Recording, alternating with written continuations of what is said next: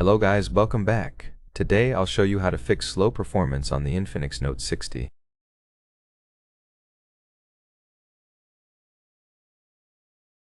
First, go into Settings, then Battery and Power Saving, and change the current mode to Equilibrium.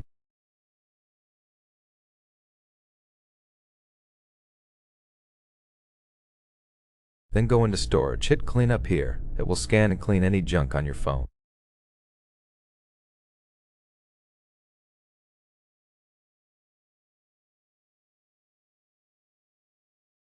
Once the scan is done, click Clear. Also, you can delete any apps you don't need or use. For example, tap Facebook and hit Uninstall.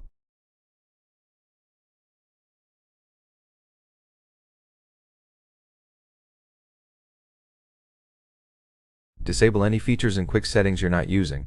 If nothing is connected via Bluetooth, turn it off. That's pretty much it. Thanks for watching. Don't forget to leave a like and see you in the next one.